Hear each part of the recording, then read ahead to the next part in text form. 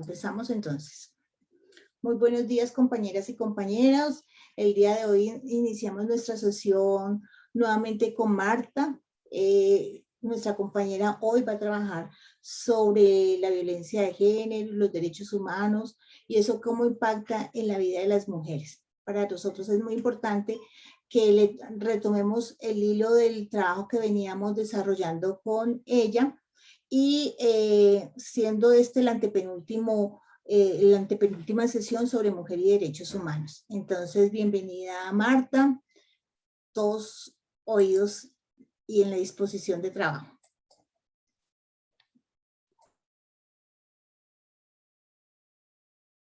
Ya quedaste en claro. Sin sonido. Es que abrir sonido. Sí, también iba a poner un micrófono porque no sé si me escuchan bien. Si se le oye lejitos, más bien. Sí, escuchamos bien. ¿Sí? Ah, bueno.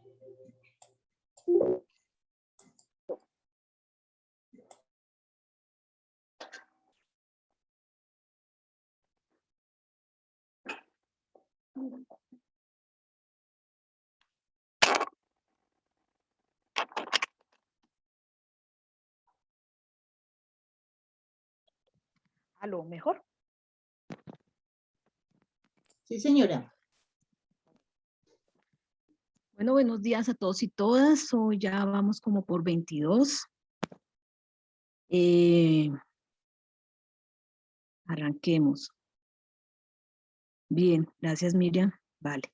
Yo tenía una pregunta. La vez pasada varios de ustedes se presentaron, me dijeron más o menos de dónde son, pero me gustaría, si fueran tan amables, en el chat, solo por conocer qué profesiones tienen, por ejemplo. Aquí hay gente del magisterio, aquí hay gente de ANTOC, de las presentaciones que se hicieron la semana pasada. Hagan una lluvia, eso, hagan una lluvia en el chat para que yo me entere. Docente, regente de farmacia, chévere. Ingeniero eléctrico, bien. Un ingeniero eléctrico.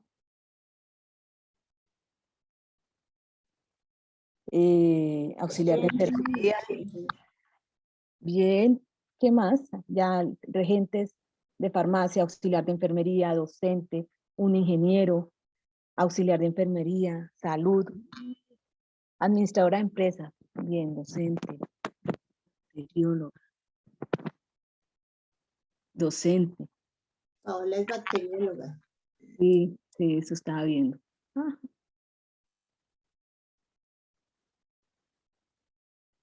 De la DIAN, bien, en puestos me fui poquito. Docente, técnico en comercio, chévere. ¿Y los que son docentes en qué área? Está bueno esto. Educación física, ay, eso sí es útil. Sociales y filosofía. Bien. Humanidades e idiomas. Qué chévere.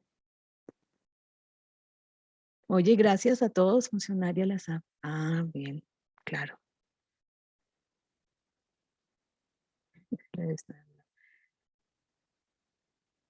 Lengua castellana. Bien. Bueno, estoy definitivamente rodeada de gente muy pila. Espero que les guste. La jornada de hoy va a ser un poco larga. La verdad, el tema de violencias es muy, muy profundo. Tiene de todo como en botica. Y sobre todo porque estamos frente a un tema que no ha logrado ser pacífico. Es decir, que aún sigue estando como en el corazón de los debates políticos del movimiento social, sí, pero en general, porque tiene, digamos, en sí mismo una connotación de cambio paradigmático, de cambio casi civilizatorio, y eso me parece que hace que todo lo que tenga que ver con violencias de género sea un debate y una discusión muy rica, tanto en lo teórico, en lo filosófico, en lo antropológico, y obviamente en lo que tiene que ver con el derecho, pero asimismo en el espacio que nos llama acá también en lo que tiene que ver con lo político como una reivindicación del movimiento social. en el mundo y específicamente en Colombia. Entonces, espero que les guste la intervención de hoy. Vamos a abrir una diapositiva como para arrancar. Vamos a hacer como la vez pasada, si no me equivoco.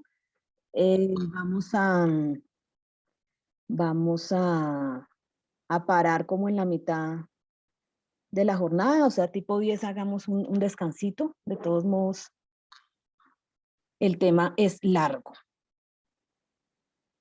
Bueno, el tema que vamos a trabajar hoy es precisamente las violencias basadas en género.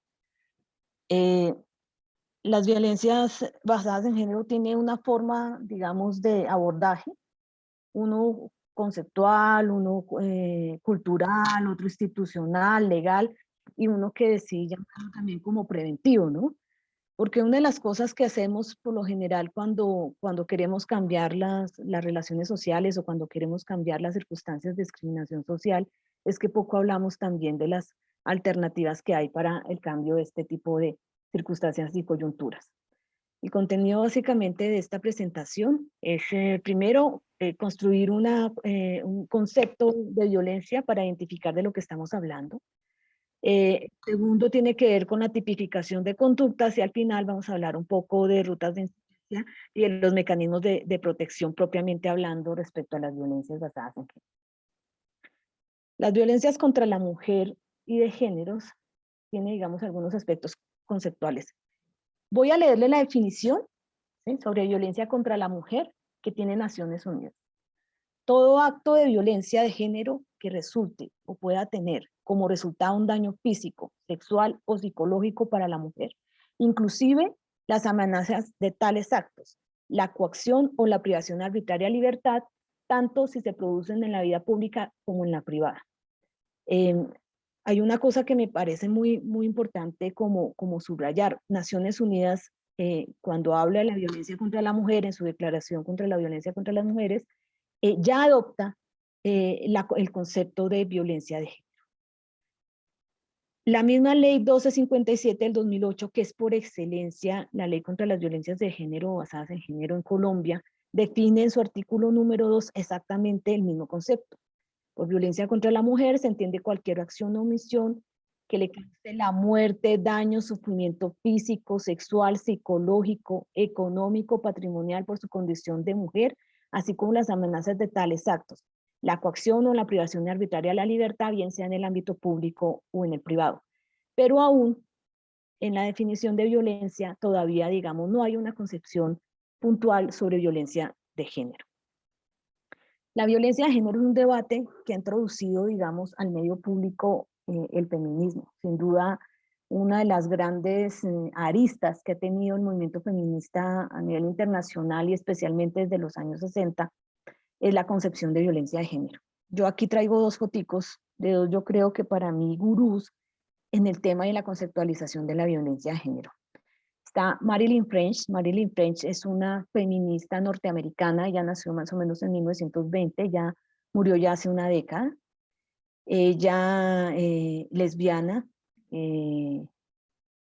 ella se divorció en los años 50 y a partir de esa época entonces empezó su activismo político y académico. Ella estudió como lenguaje, licenciatura en lenguaje. Publicó muchos libros de ficción, es decir, ella es novelista, escritora. Ella escribió una novela en donde uno de los personajes muy famoso dice: todos los hombres son violadores, y lastimosamente la historia le adjudicó esa frase a ella y no a su personaje, pero digamos es de las feministas norteamericanas que empezó a trabajar duro los temas de género, aunque empezara a trabajarlo desde la ficción. Ella publicó en 1992 un libro que me gustó mucho cuando cayó en mis manos. Hay una herencia de activista que se llama La guerra contra las mujeres. Casualmente desde el 2003, bueno, ni tan casualmente, en el 2003, Rita Segato retoma un poco las líneas de este libro de La guerra contra las mujeres de Marilyn French y desarrolla, digamos, una nueva dimensión. Rita Segato es antropóloga feminista, es argentina, pero muy joven se fue a trabajar al Brasil, En el Brasil empezó a hacer estudios culturales, básicamente ella estaba investigando sobre música, sobre la antropología de la música, y en un momento dado en su experiencia académica tuvo la oportunidad de empezar a trabajar violencias de género a partir del desarrollo de políticas públicas, no solamente en el Brasil, sino en todo el mundo, que le permitieron a ella acceder a ciertos recursos para desarrollar investigación sobre violencia de género. Entonces desarrolló un trabajo muy importante etnográfico en cárceles. Ella se hizo experta en peritajes de violencia de género desde su saber científico, que es la antropología, y empezó a desarrollar a partir de eso varios estudios. El primero fue en Brasilia, en las cárceles de Brasilia, sobre precisamente los agresores sexuales, tanto de violencia homicida, en este caso de violencia feminicida, como de violación sexual. Ella también ha trabajado durísimo el caso de Juárez, el caso de las mujeres en Juárez, y ha hecho una cantidad de estudios a nivel de Latinoamérica que me parecen muy interesantes. Por ejemplo, lo último que ella estuvo trabajando también fue el caso colombiano, especialmente en el escenario de las agresiones sexuales en el marco del conflicto armado, pero muy especialmente en las nuevas violencias que se emergen después de los acuerdos de paz. Por ejemplo, ella ha venido trabajando todo lo que es la violencia de género en el contexto del Pacífico colombiano. Ella también ya tiene varios ensayos, inclusive este año he hecho como 2 conferencias sobre ese tema y me parece muy interesante. Ellas dos las traigo a colación, hay una tercera que es Marcela Legardé, pero tal vez cuando hable del feminicidio me concentraré más en la producción de Marcela Legardé. Marcela Legardé es mexicana. Quería hacer una pequeña introducción, quería preguntarles, compañeros, ¿quiénes de ustedes ya conocían a estas mujeres? ¿Quiénes de ustedes habían escuchado hablar de Rita Segato o de Marcela Legardé? ¿O habían escuchado sus conferencias, sus libros? Buenos días. Buenos días, Susana. Yo soy seguidora de Marcela Legardé y Rita Segato. Ellas tienen unos libros un libro muy hermoso que es, hicieron una investigación con presos en las cárceles que habían cometido homicidio o feminicidio, pues, entonces violencia contra las mujeres. Y entonces ellas hacen como una disertación acerca de que esas conductas patriarcales, machistas y misóginas son como herencia. Y empiezan a hacer una investigación con ellos muy bonita, la investigación con ellos muy bonita. De ahí, pues yo tomé lo que ellas, pues, o sea, mucha investigación que ellas hicieron es parte de un libro que yo estoy escribiendo, pues no es una cosa pues muy grandísima, pero es un libro que yo estoy escribiendo que se llama Marcaste mi cuerpo con tu amor. Entonces, ¿qué hago yo ahí en ese libro?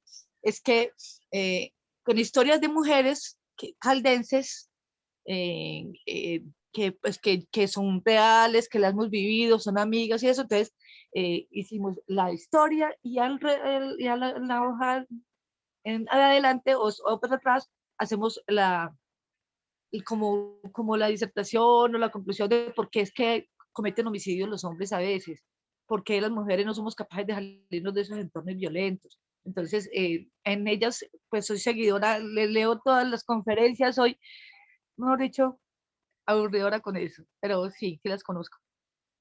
No, por ejemplo, en el caso de Rita, Rita además ha liberado varios de sus publicaciones. Entonces, la versión de La guerra contra las mujeres de Rita Segato ya es pública. Hay una edición del 2019. Yo creo que se la paso también a Dori para que la cuelgue con la presentación de hoy, ya que veo que sí hay gente que le camella profundidad y ese me Sí, parece. sí. El otro es el de Pedagogías de la Crueldad, Eso. también de Rita Segato, Ay, que también lo podemos anexar porque veo que hay gente que le gusta y que tiene, digamos, profundidad en el tema. Esos 2 textos los tengo en PDF porque ya están casi que de libre circulación, o ya los he visto moviéndose mucho, así que eso los Ay, puedo administrar.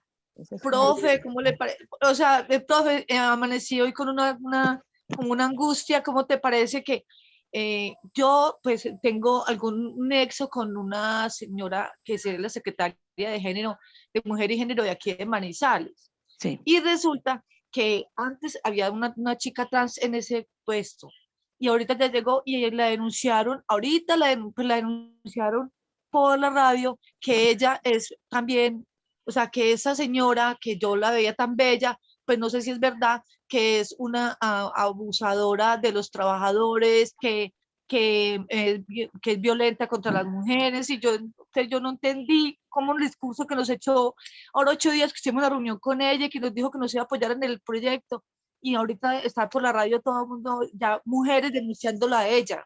Entonces, no sé, como que siento que a veces los discursos que le echamos a las mujeres, esos no son tan reales. Pero bueno, voy a investigar bien qué es y luego les cuento. Muy triste. Bueno, eso es un buen ejemplo para uno de los temas que se va a tratar ahorita más adelante cuando hablamos de violencia, de los tipos de violencia. Voy a Bueno, leer, Marta, de todas señora. maneras, me parece importante que aquí hay algunas facilitadoras, han tocado las autoras, pero no ha habido como profundidad. Incluso la propuesta que salió en una de las sesiones es hacer un seminario de profundización con alguna de las autoras, que eso estamos ahí para trabajar esa propuesta que ellas, que salió de este grupo, mejor dicho. Ay, sí, yo lo hago. Por ejemplo, Rita se Pues, presta mucho y Rita ha venido mucho a Colombia, como les dije, ay, ahorita está sí, trabajando duro lo es del una Pacífico hermosura. y ella está muy ubicada en el tema. Sí, Pues no sé si Rita, también si se le contacta, ¿cuál Rita? Marcela Legardé. Yo creo que eso, que con ella también es posible como asumir esa tarea. Son muy buenas para que hay que reconocerlo y han sido, digamos, un motor para el movimiento en contra de la violencia contra las mujeres y las violencias basadas en género. La violencia de género es el resultado de una construcción social basada en el patriarcado, la que ha definido la forma en la que los hombres y mujeres establecemos nuestra forma de relacionarnos. La cultura machista, la identidad masculina y sus características son más relevantes en la construcción cultural, social y económica de los países. En cambio, una identidad femenina está relacionada con el mundo de lo privado, lo emocional, el cuidado de los hijos y de terceros. La violencia de género ha sido y sigue siendo una de las manifestaciones más claras de la desigualdad, subordinación y de las relaciones de poder de los hombres sobre las mujeres. Este tipo de violencia se basa y se ejerce con la diferencia subjetiva entre los sexos. En pocas palabras, las mujeres sufren violencia por el mero hecho de ser mujeres o niñas, y las víctimas son mujeres de cualquier estrato social, nivel educativo, cultural o económico. La conferencia de Beijing. Me parece importante hablar de la conferencia de Beijing. La semana pasada alcancé a trabajarles un poquito la conferencia, las antecedentes de la conferencia y el impacto de la conferencia, los mecanismos con los que se construyó la conferencia, que también me parecieron ampliamente participativos y generan una gran capacidad de movilización social e institucional, que cubrió dos esferas de trabajo, a diferencia de las otras conferencias.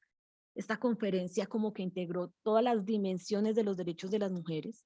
Cada conferencia había hecho un análisis específico sobre algún tipo de derechos, y esta en específico lo que crea es como un gran compendio de esos derechos, pero sobre todo también una plataforma de acción, con una serie de acciones afirmativas alrededor de la guía de lo que los estados deberían hacer en función precisamente de los derechos de las mujeres.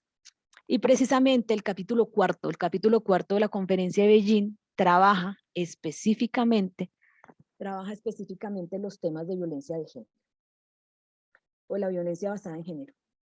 Aún una de las discusiones como centrales alrededor de esta dimensión de violencias es que sigue habiendo, digamos, una dificultad, por decirlo de alguna forma, en la construcción de lo que es el fundamento o la génesis de la concepción de la violencia. Entonces nosotros teníamos para ese entonces una discusión que estaba dentro de, por ejemplo, el marco de si lo que se defendía era a la mujer, o lo que si se defendía, o el patrimonio que se defendía, o el bien jurídico tutelado en ese caso, no eran las mujeres, sino, por ejemplo, la familia o los niños. Por ejemplo, habían posiciones, y las hay en el debate, posiciones que establecen que, por decirlo de alguna forma, las mujeres, si bien somos sujetos de especial protección, la violencia contra las mujeres tenía un origen más patológico que cultural. Darle un origen patológico es creer que la violencia de género tiene un origen desde la concepción psicológica de cada uno de los agresores. Y eso es, digamos, una de las cosas que precisamente el feminismo quiere romper. El feminismo, de una u otra forma, o el movimiento en general de mujeres, lo que ha hecho es poner sobre la mesa, que no es la violencia, no tiene un origen personal, patológico, individual, sino que la violencia tiene un origen de carácter estructural y un origen de carácter histórico. Y ese carácter histórico se lo da precisamente la concepción de ser una violencia de carácter sistémico, cultural. Más adelante voy a, digamos, a profundizar en este tema, pero me parece importante que nosotros conozcamos que finalmente la condición estructural de la violencia también se asoció de manera definitiva a uno de los dispositivos para mantener la desigualdad entre los géneros, o la desigualdad entre los hombres y las mujeres. En ese orden de ideas, muchas de las acciones afirmativas que vienen establecidas en la Conferencia de Beijing y que son recogidas de una u otra forma en la 1257, hay que reconocerlo, obedecen también al reconocimiento que la forma de atacar las violencias tiene que ser estructural. Es una que tiene además que ser multisectorial, que es multidiversa, digamos, también las formas y las fuentes de ese tipo de violencia. Por eso muchas de las categorías de lo que nosotros llamamos como tipos de violencias están afincadas precisamente en estas discusiones que se enarbolaron alrededor de la Conferencia de Beijing. Si la lucha por la equidad se volvió casi como el objeto no solo de la conferencia, sino también, por ejemplo, no sé, ustedes han escuchado hablar de la discusión sobre los objetivos del milenio, se entendería que la lucha contra las violencias basadas en género es por excelencia una lucha por la equidad social. Es decir, se entiende que la violencia está arraigada precisamente en las condiciones de desigualdad. La equidad como conjunto de ideas y acciones políticas y sociales en relación a la necesidad de conseguir la igualdad y la justicia en lo relativo a los comportamientos, los roles, las oportunidades, la valoración, la visibilidad y las relaciones dignas entre hombres y mujeres. Si bien una de las cosas que se plantean, digamos, como el reto del siglo XXI es que los roles de género se transformen a condiciones de igualdad. O sea, pasen de una condición de desigualdad a una condición de igualdad. Los roles, cuando uno habla de género, efectivamente no está hablando de la supremacía de un sexo sobre el otro, sino precisamente de erradicar esa condición de desigualdad que existe entre los sexos y que existen en la condición de género. La forma en que han adquirido y que tomarán las relaciones entre hombres y mujeres, así como la manera de comprendernos y entender nuestras identidades de género, son una parte sustancial de ese conjunto de asuntos del siglo XXI nos está demandando transformar. Algunas cosas que me parece como, estas son unos datos sacados de la página de ONU Mujeres, que me parece como interesantes socializarlos aquí como parte de nuestro debate del día de hoy. ¿Cuál es, digamos, el estado del arte en este momento sobre la situación de violencia contra las mujeres? Se dice que el 35% de las mujeres a nivel mundial, datos de ONU Mujeres, han experimentado alguna vez violencia física o sexual por parte de una pareja íntima o violencia sexual perpetrada por una persona distinta de su pareja. En el marco del COVID-19 se han incrementado en un 5%, en un 5 veces, el número de llamadas a las líneas telefónicas de asistencia, quintuplicado precisamente en algunos países donde las tasas de violencia de pareja ha provocado el confinamiento dado por la pandemia. 137 mujeres, ese es el promedio, son asesinadas cada día por un miembro de su familia o expareja, pareja o expareja. Un tema que me parece importante trabajar, y sobre todo hoy que estoy trabajando con un grupo mixto, es que calificar la violencia de género como un asunto de mujeres es parte del problema. Da una enorme cantidad de hombre la excusa para no prestar atención en lo que es el fenómeno precisamente de la violencia contra las mujeres. Es un mensaje para los compañeros y agradeciendo su participación. Los cambios en las relaciones de género. Si nosotros consideramos que precisamente estamos frente a un cambio de paradigma civilizatorio, el cambio de las relaciones de género se hace un tema primordial y fundamental para hablar de la erradicación de las violencias. Porque podemos entender que al menos en los últimos 150 años, los cambios dados en las instituciones económicas, sociales y culturales y políticas han permitido que precisamente estemos hablando de un cambio en estas relaciones de género. En la historia, digamos, los roles en la producción y en la división sexual del trabajo han sido diferentes de una u otra forma. Digamos, en la prehistoria de la humanidad, 20.000 años antes de Cristo, cuando los mecanismos de producción era la caza y la recolección, los estudios antropológicos han definido que hubo una primera división sexual del trabajo. Ojo, pero no hay, digamos, un cierre sobre esa interpretación antropológica, porque hay evidencias en donde se puede mostrar que las funciones de cacería también fueron ejercidas por mujeres.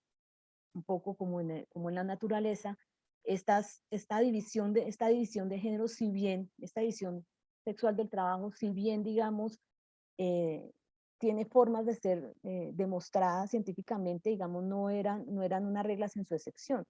En lugares en donde las mujeres tenían que salir a cazar, pues salían a cazar. Lo que sí no hay es mucha evidencia de los hombres en lógicas del cuidado o en lógicas de la recolección o ese tipo de cosas. Hay que decir que hay más evidencias de que en esa edad temprana de la humanidad las relaciones eran mucho más horizontales, eran mucho más comunitarias, y en ese orden de ideas el papel de las mujeres era mucho más central. Porque si todo estaba alrededor del cuidado y la reproducción, pues efectivamente los roles de masculinidad o los mandatos de masculinidad apenas se venían constituyendo. Es decir, las lógicas patriarcales no estaban instituidas en ese momento en la humanidad. Es a posteriori y con la complejidad de las sociedades y la hiperespecialización en el trabajo, en donde el fenómeno del patriarcado como pacto de masculinidad, como mandato de poder, se establece en las sociedades humanas. Orlando tiene una pregunta. Sí, Orlando. Sí, buenos días. Me llama la atención que he ido al campo en esta pandemia, a diferentes partes, y estamos igual que hace 20.000 años. La mujer tiene que ir a recoger la leña, grandes distancias, echárselas al hombro, y cerca a las ciudades. Ahora, ¿cómo será en sitios más alejados, donde no alcanza uno a mirar esas situaciones? Entonces a eso súmele el tema que estamos hablando. O sea, no hemos evolucionado y los presupuestos no llegan para mejorarle la condición de vida a esas mujeres. No solamente son los presupuestos, también son los roles. Uno de los grandes problemas en el campo es que las relaciones laborales son tan precarias que a duras penas los hombres reciben algún tipo de reconocimiento salarial por su trabajo, a duras penas. Por ejemplo, los núcleos familiares, que son fundamentales para la producción de alimentos, no son reconocidos. Es decir, el jornal se paga solamente para los hombres, como si en el proceso no se vincularan sus mujeres y sus hijos en función de ese trabajo. Como si en el proceso el cuidado de la mujer para que el hombre pueda ir a jornalear no contara. O sea, ir desayunado, ir con la coca, o sea, tenerlo alimentado, ese tipo de cosas, pero además de eso encargarse de la economía familiar, de la economía de la granja, de la economía de la parcela. Digamos, las desigualdades en el campo son indiscutibles, son inimaginables, y son solo parecidas a las formas de producción en la Edad Media.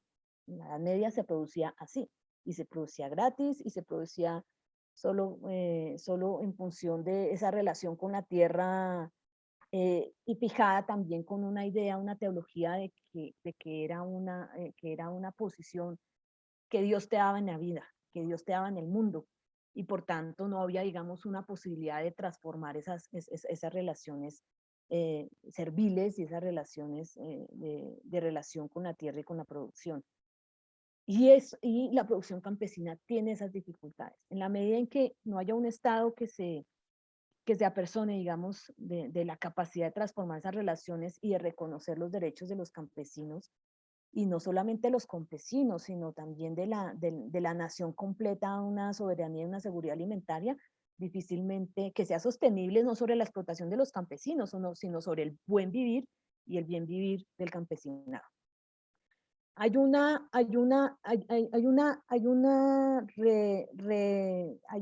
Para el escenario del siglo XVIII y XX, como les comenté en la sesión pasada, en el proceso de industrialización, en el proceso de consolidación del desarrollo capitalista, la relación en la división sexual del trabajo se profundizó.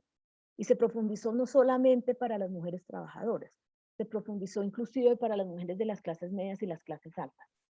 En la medida en que una especialización del trabajo, también el derecho y las instituciones entraron a considerar y a casi que a separar a las mujeres de todos los ámbitos de lo público, a reducirlas en los espacios de lo privado, y en ese orden de ideas a también negar, digamos, la condición laboral que significa el trabajo del cuidado, el trabajo de la casa. Esa es otra condición que surgió, digamos, en el marco de la industrialización, porque finalmente se reconocía trabajador solamente a los hombres y las mujeres eran una especie de valor agregado. Por eso las mujeres siempre tenían unas condiciones más precarias de laboralización en el momento de los procesos de industrialización.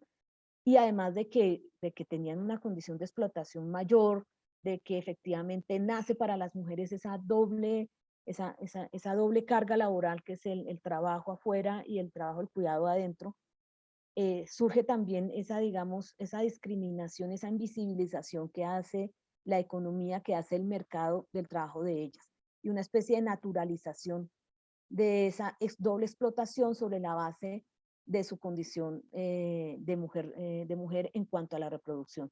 En ese orden de ideas, la reproducción quedó en el ámbito no solamente de lo privado, a pesar de ser un trabajo, quedó no solamente en el ámbito de lo privado, sino circunscrito inclusive a leyes muy arcaicas o a leyes, por ejemplo, que obedecían a criterios de la naturalización de los roles de género, como lo hacen muchas religiones.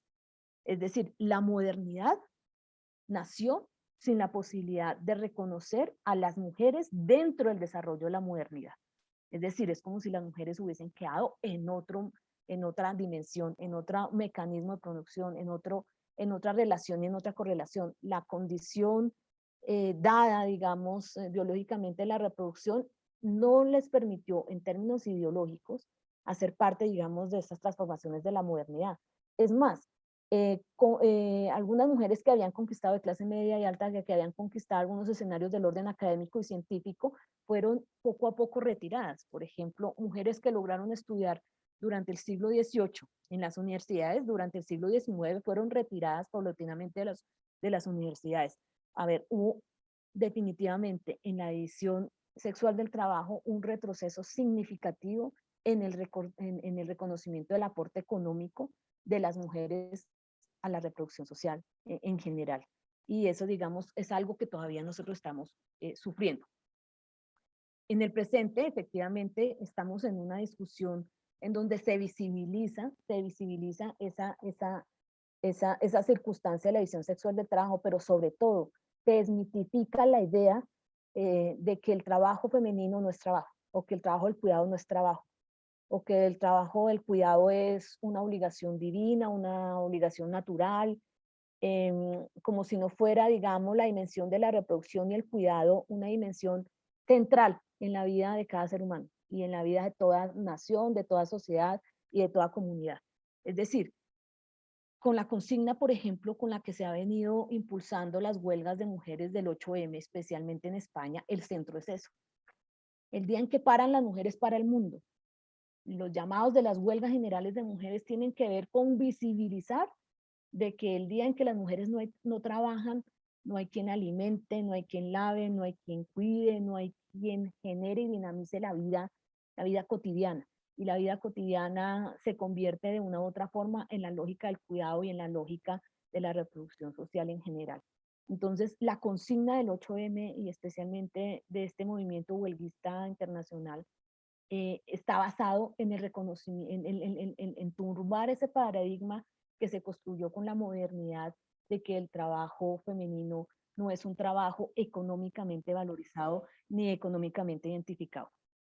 No sé si había otra pregunta o una intervención. No, no hay, hasta ahora no, pero si hay alguno que tenga en este momento alguna inquietud. No. Vale. Seguimos. Voy a seguir con la línea de esta discriminación. Las mujeres en un 40% se dedican a los quehaceres del hogar, mientras que solo el 14% de los hombres lo hacen. Más del 53% de las mujeres casadas o en unión libre se dedican a las labores del hogar, pero menos del 2% de los hombres que viven en pareja lo hacen. Aquí hay ya una asignación cultural de los roles. No hay ninguna, digamos, condición divina, no hay ninguna condición física, no hay ninguna condición mental para creer que los hombres, por ejemplo, no puedan dedicarse a las tareas del hogar y del cuidado. Esa es, digamos, una primera consideración. De tal forma que la asignación de roles en este trabajo doméstico sigue siendo una asignación dada en esta construcción, esta división sexual del trabajo. Uno de los escenarios, por ejemplo, de discriminación como los que yo comentaba, tiene que ver con el tema de la remuneración.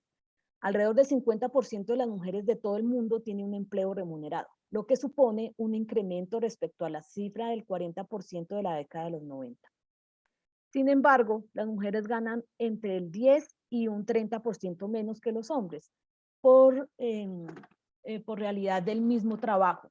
Un dato exacto que da ONU Mujeres es que el 23, que nosotras las mujeres recibimos un 23% menos de salario por un trabajo igual con los hombres.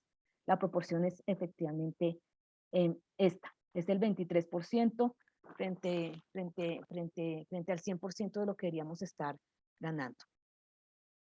En los últimos milenios, las actividades remuneradas o mejor valoradas han estado reservadas a los varones y no siempre por cuestiones ligadas con el mérito. Por ejemplo, muchas de las condiciones de meritocracia son cosas relativamente recientes en los modelos de gerencia y administración, de gerencia privada y de administración pública. Hay que decir que la mayoría, digamos, de las condiciones para acceder a este tipo de servicios incluía la condición de no ser mujeres, por ejemplo. O los roles estaban definidos a actividades de apoyo en la medida en que las actividades de dirección, de gerencia, de profesionalización efectivamente son asignadas básicamente a los hombres. Otro de los escenarios de discriminación que nos saca, digamos, de la competencia o que nos saca del escenario de un mejor vivir en términos de mejores relaciones laborales y económicas y que nos pone en una condición de subordinación económica, y toda subordinación económica es una forma de violencia y además promueve una idea de subordinación que termina trasladándonos a un escenario de violencia primero cultural, estructural y obviamente llega a un nivel de violencia física o visible, que digamos la que básicamente se penaliza. En esta discriminación de educación tenemos, por ejemplo, los siguientes datos. Todas las regiones de desarrollo han casi conseguido la paridad de género en la educación primaria. En todos lados, por ejemplo, en ciertos lugares de Asia y África, aún eso está en disputa precisamente por mandatos religiosos. Sin embargo, en muchos países la disparidad entre los sexos aumenta en la educación secundaria y superior. Por ejemplo, 64% de las niñas terminan, digamos, en el África subsahariana, su bachillerato y el 100% frente al 100% de los chicos. Otra de las discriminaciones en términos de educación es que como se le asigna con preeminencia el rol de reproducción a las mujeres, hay muchos países en el mundo, especialmente, como lo dije, en África y en Asia, en donde las chicas a los 15 años ya se dedican al hogar. Es decir, son casadas, ya tienen hijos o están al cuidado de hermanos menores o de otro tipo de personas dependientes, y sobre esa base, pues el estudio resulta ser inocuo para el desarrollo de lo que es por destino están ellas obligadas a hacer. Este tema de la exclusión de las mujeres en el sistema educativo a este tipo de edades es, digamos, muy repetitivo en los países en donde la brecha por educación es más amplia. Iris tiene una pregunta. Abre el micrófono. Sí, buenos días, Marta, y a todos. Buenos días. Buen día. ¿Cómo estás? Es que quería, no sé si de pronto en tu análisis, o no sé si de pronto tú nos puedas contar un poco. Siempre me ha llamado la atención cómo también, digamos, esa visión o ese rol de la sumisión o del trabajo doméstico, incluso ya es de tipo exportación, ¿no? Entonces uno ve que los países europeos, estadounidenses y demás, entonces contratan la mano de obra, por decirlo de una manera racializada, ¿cierto? Que precisamente realiza esas labores, ¿no? El del cuidado, en el caso, por ejemplo, de las niñeras, en el caso, por ejemplo, del trabajo doméstico, pero digamos siempre está enfocado lo considero yo, me parece también como muy triste ver cómo, digamos, ya se racializó digamos, el trabajo directamente. Entonces uno se da cuenta, por ejemplo, en la migración mexicana, hondureña, salvadoreña a los Estados Unidos, cómo, digamos, ya están supeditados a la ilegalidad, pero también, digamos, a ese tipo de trabajo, ¿no? Entonces es como si fuera ya un condicionante. Y me parece que siempre que digamos, que se legitime, digamos, ese rol o esa asignación de esa tarea debe ser para ese tipo de ciudadanos, digamos, del tercer mundo, pues digamos que se va a profundizar mucho más esa inequidad. No sé si de pronto tú nos cuentes algo que, digamos, y me parece que, digamos, el fenómeno, pues no está lejano, ¿sí? Entonces, digamos, ya en muchos de los sueños de algunas de las chicas es, por ejemplo, salir a los Estados Unidos como niñeras o para la servidumbre, ¿sí? Y también no nos lo ven, digamos, en el tipo europeo, porque es que la latina cuida mejor y cobra menos y acepta las condiciones. Era eso, Marta, gracias. No, a ti por la atención que estás prestando. Otra dimensión de la discriminación es precisamente la dimensión política y la participación de las mujeres en la política, que tiene dos factores, ¿no? Uno es el de acceso a oportunidades y en el otro, o sea, el uno es el de las oportunidades y el otro es el de las barreras. Las barreras es cuando hay condicionamientos legales que impiden que las mujeres accedan a la vida política. Por ejemplo, el derecho al voto fue la principal barrera existente normativamente y que ha venido, digamos, desmontándose paulatinamente. Pero está la de las oportunidades y no es suficiente tener derecho a elegir y ser elegida si las condiciones materiales de tu vida no te permiten competir por esos espacios de liderazgo político, ¿no? O hay mecanismos que restringen la capacidad y la organización de las mujeres. Si las mujeres están con doble carga laboral, ¿a qué horas pueden, digamos, tener y competir con liderazgos masculinos que ahí sí, como decía una conferencia, ya no me acuerdo de quién, que finalmente tienen una mujer que los mantenga, en el sentido de que no solamente los hombres no tienen esa doble jornada laboral, sino que tienen a alguien detrás en su apoyo cotidiano, en su apoyo básico, es decir, en el hecho de que duerma, coma, que esté bien, que esté con salud y que pueda entonces dedicarse a la acción política. Esas son como las dos dimensiones que tiene este tipo de discriminación. El porcentaje de mujeres en los parlamentos se ha casi duplicado en los últimos 20 años. De 1995 al 2015 se ha, digamos, duplicado, pero sigue siendo absurda la participación. La representación en los parlamentos promedio del mundo, incluyendo Colombia, que ahorita está en el 17%, es más o menos del 22%. Es decir, solamente el 20% de los parlamentos están constituidos por mujeres. Eso es, digamos, una verdad de puño, y una verdad que alerta, digamos, la forma en que las mujeres estamos excluidas de la vida política. Y en la medida en que estamos excluidas de la vida política, difícilmente se logran, digamos, las transformaciones sociales para una vida más equitativa o en condiciones de igualdad. Ese es, digamos, uno de los grandes retos que tiene la lucha contra la discriminación de orden político. ¿Qué son los estereotipos de género? Me parece interesante tomar este tema. Espérate, me devuelvo.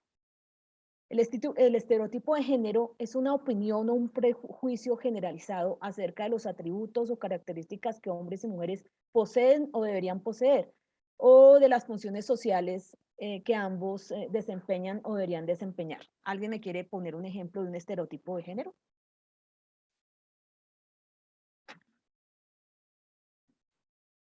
Ay, no tantos.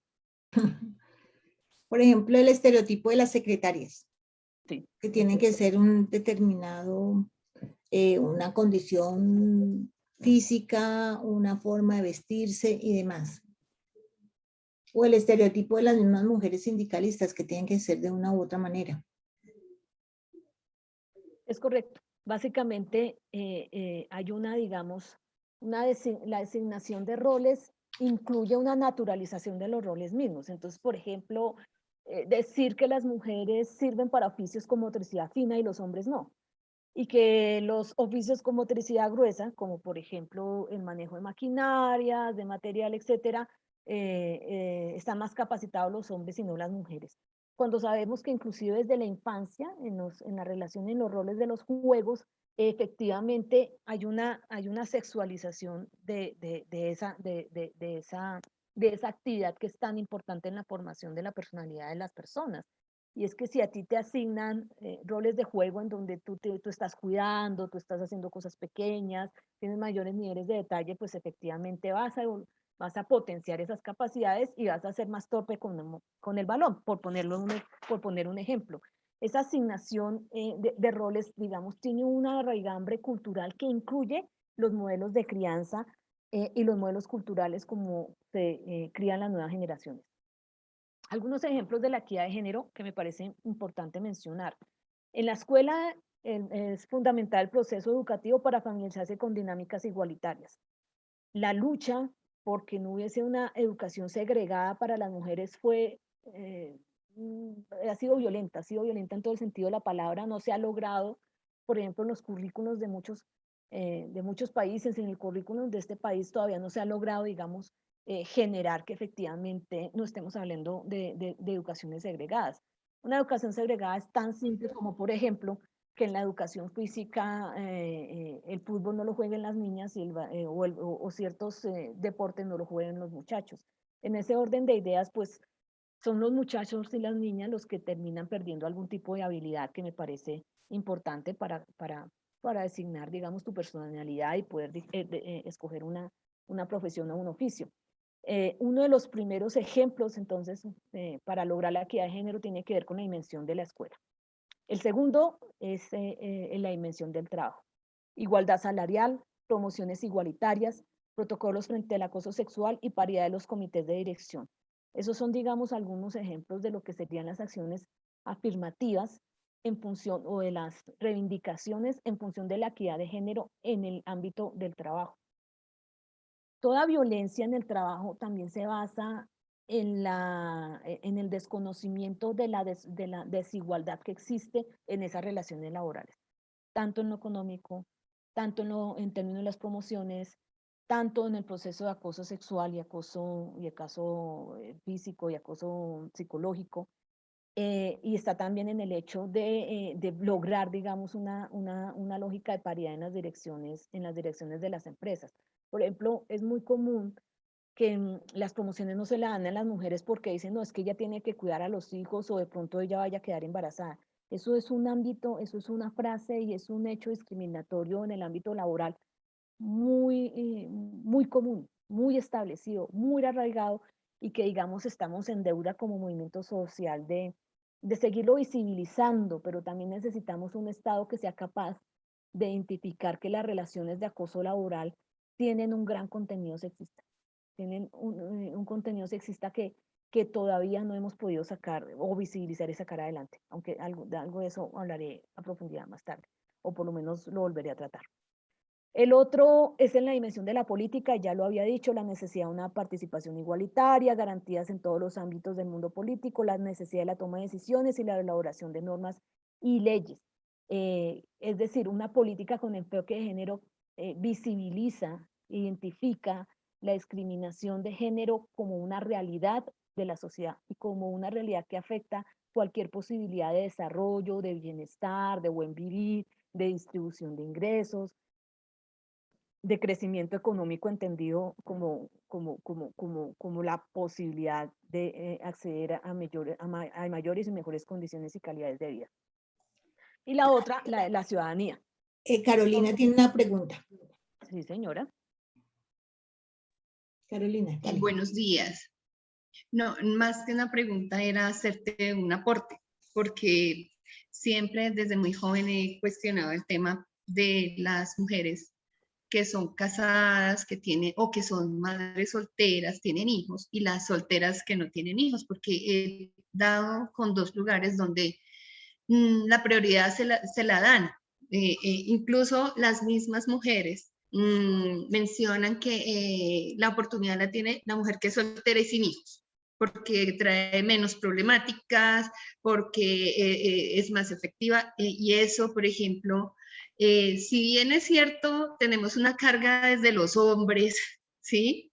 Pero que se genere en nuestro mismo género, pues es más complicado aún. Incluso el hecho de que esto se mencione de nosotras mismas es a veces, o yo lo he sentido, es más agresivo, más agresivo.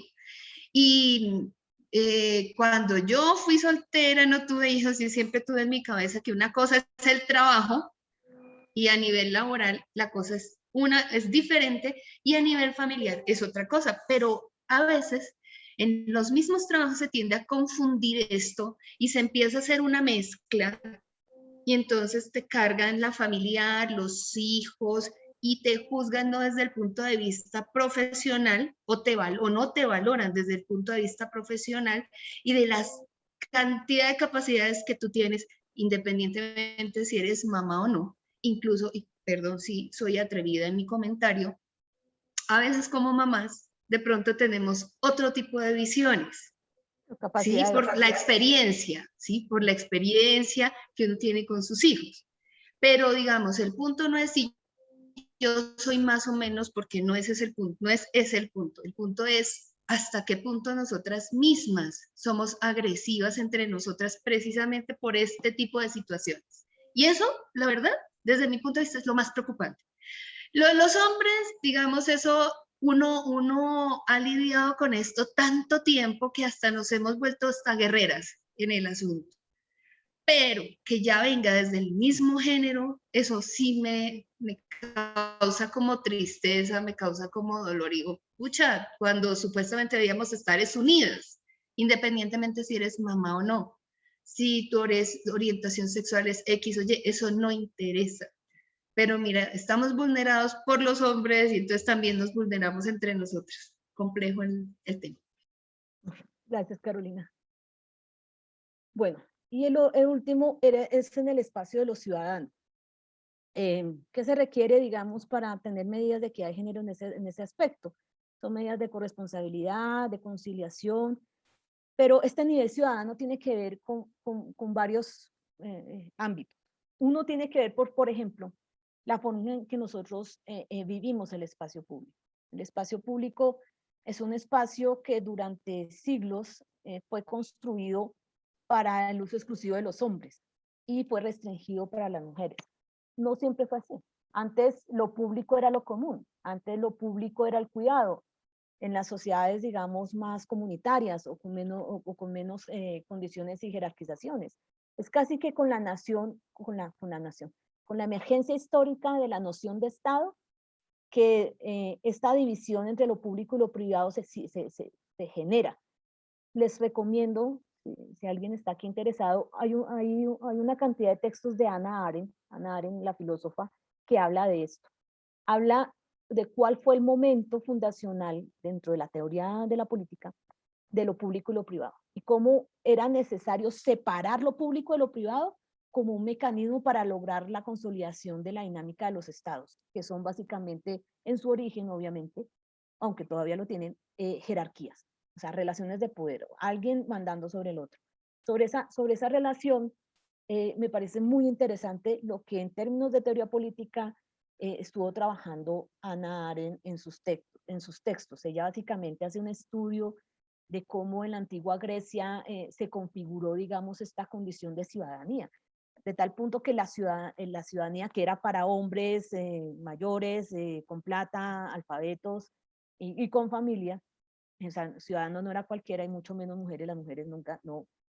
Sobre esa base era necesario, digamos, generar un espacio para ese pacto de masculinidad que significó la consolidación de la sociedad griega clásica. De tal forma que el espacio de las mujeres no era lo público, ni era el ejercicio de la ciudadanía, sino el ejercicio de la reproducción económica, de toda, no solamente la del cuidado. Para un ciudadano griego, dedicar, trabajar, o sea, trabajar, poner las manos en algo, eso era para los esclavos, eso era indigno. ¿Sí? La ciudadanía no estaba asociada con el trabajo, no para nada.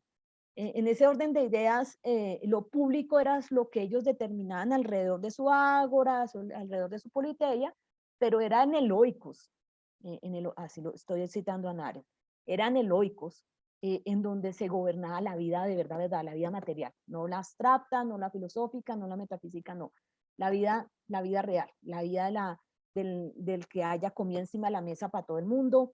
La administración de los esclavos, las formas de producción era a partir de pequeñas economías o parcelas alrededor de sus propias propiedades, pero era el reino de las mujeres. La economía en su momento era el reino de las mujeres. Y eso, digamos, es algo muy contundente también para entender cómo de un momento a otro nosotras quedamos también excluidas, digamos, de ese escenario de lo público.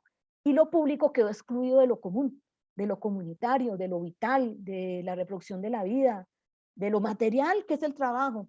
Entonces, me parece muy interesante en este tema de la superación de la equidad de género, en el ámbito de las ciudadanías y de la construcción de lo público, el papel que juega las mujeres y la posibilidad de entender que muchas de las violencias de lo público radican en eso también, ese acoso callejero, ese las viejas no saben conducir, esa, digamos, esa limitación cultural, porque no es natural, del goce del espacio público y del goce de lo público por parte de las mujeres, tiene un raigambre histórico muy, muy fuerte. Y si nosotros no lo comprendemos, difícilmente lo vamos a superar. Y cuando digo nosotros, estoy hablando de nosotras y nosotros. Es decir, es necesario que los hombres comprendan también en qué momento quedaron excluidos del escenario. Sobre todo porque si nosotros seguimos concendiendo lo público como el espacio del ciudadano, pero el ciudadano tipo griego, es decir, el hombre viejo, alfabeto, ricachón, etcétera, los hombres no pueden, digamos, seguir construyendo mandatos de masculinidad cuando ellos ni son viejos ni, ni son ricos, viven de su trabajo. Es decir, un espacio público que, por ejemplo, excluya el trabajo, por poner un ejemplo, la economía popular, la economía del vendedor ambulante, la economía del 68% de la población de este país que no está vinculada al régimen de seguridad social, pues difícilmente vamos a poder transformar en relaciones más justas nuestras relaciones humanas, en la medida en que si vamos a defender la lógica del patriarcado, la lógica de esa ciudadanía limitada, precaria, que excluye, por ejemplo, la reproducción de la vida, que excluye el trabajo como una actividad central de todos, vamos a tener como dificultades para generar transformaciones en términos no solo de la violencia de género, sino bueno, de la justicia social y de la violencia de género. Pero también recordemos un elemento en la violencia de género. En la violencia de género necesariamente se hace un estudio, se hace un cuestionamiento a la violencia machista. Es decir, cuando nosotros hablamos de género, no solo hablamos de violencia de género, no solo hablamos del feminicidio y del femicidio, sino que hablamos del homicidio en general. El homicidio en general termina siendo la expresión más clara, materialmente hablando, empíricamente hablando, de la violencia machista. Y es una violencia de género, que es la lógica de que yo no puedo estar en lo público, en el espacio de lo público, si está usted, es la negación del otro, y no la inclusión del otro, digamos, en esa perspectiva, que es un mandato negativo de masculinidad. Y ya me estoy adelantando, pero me parece importante trabajar ese tema. Tenemos, por otro lado, una imagen idealizada de las instituciones de familia. Otro de los paradigmas que ha sido también muy difícil de trabajar en términos de la violencia de género es que la violencia de género se vio camuflada en muchos aspectos, históricamente, por lo menos en las legislaciones que que intentaron de alguna forma reglamentar esto como, como la necesidad de calmar o de neutralizar los fenómenos de violencia dentro de la familia. La concepción de que no estábamos frente a una violencia de género, sino una violencia contra la familia, una concepción que ha permanecido en las normativas, en los cuerpos normativos, por lo menos los últimos 50 años especialmente, 50, 60 años. Obviamente, antes era un poco peor, pero digamos, cuando la violencia contra las mujeres y contra los niños empezó a ser un fenómeno que le interesara al derecho, lo hizo no en función del derecho de las mujeres y de los niños, sino en función de lo que se constituyó como el derecho a la familia, y es la imposibilidad de mantener la institución de la familia, ¿y cuál familia? ¿No? La heterosexual, la hegemónica, la legal, la reconocida religiosamente, etcétera, etcétera, etcétera. Entonces, casi que la legislación contra las violencias fue sobre la idea de mantener una idea de familia, y en esa idea de familia incluye necesariamente una idea tradicional de familia que incluye la idea de la subordinación de las mujeres al hombre, como un mandato religioso, como un mandato divino, como un mandato cultural. Entonces, por años, el tema de las violencias de género se camufló en la idea de la violencia intrafamiliar y en la concepción de un tipo determinado de familia. Claro, tampoco voy a negar que hubo muchos avances en los 80, en los 90, en varias legislaciones, especialmente la colombiana, alrededor de por ejemplo, entender que no era la familia lo que se estaba defendiendo necesariamente, sino un tipo de familia en donde hubiese unas relaciones de igualdad, unas relaciones de respeto, y sobre todo de respeto a la vida, al cuerpo de las personas, etcétera, etcétera, etcétera. Después, más adelante voy a hablar de algunas características de la legislación que nosotros tenemos sobre los temas asociados a la violencia intrafamiliar, pero es importante aquí en esta parte que estamos conceptualizando decir que por muchos años, ¿sí?, lo que se protegía no es el derecho a las mujeres, pues las mujeres no es que tengan derechos, ¿sí?, eso tienen asignaciones divinas, sino que lo que se protegía era el núcleo de la familia, o la posibilidad de que la familia tuviera, digamos, una sostenibilidad, y no cualquier tipo de familia. O sea, obviamente el matrimonio igualitario entre dos personas gays, pues obviamente estaba más que endemonizado y proscrito. Obviamente estamos hablando de que con el tiempo, con la movilización social, con las capacidades de cognición y de conciencia de nosotras y de nosotros mismos, es que la concepción de familia ha podido, digamos, mutarse en el tiempo y reconocerse desde otra perspectiva, y me parece que cuando nosotros hablamos de violencias y de lucha de género, es necesario que la discusión sobre el concepto de familia se transforme. Yo veía cuando en las discusiones sobre matrimonio igualitario que han cruzado por esta pobre humanidad las últimas por lo menos 2, 3 décadas, yo recuerdo hace poco un meme de Tola y Maruja. Tola Maruja dice, y bueno, Tola, ¿y para ti qué es familia? Y Maruja dice, pues el grupo de personas que hacen vaca para pagar el arriendo y hacer el mercado. Y lo que me pareció, digamos, una cosa muy incluyente en términos de las nuevas concepciones sobre familia. Finalmente, la familia tiene que ver con un núcleo básico de solidaridades y de cuidado que va más allá de la normatizada o de la idea de familia normatizada que tenemos.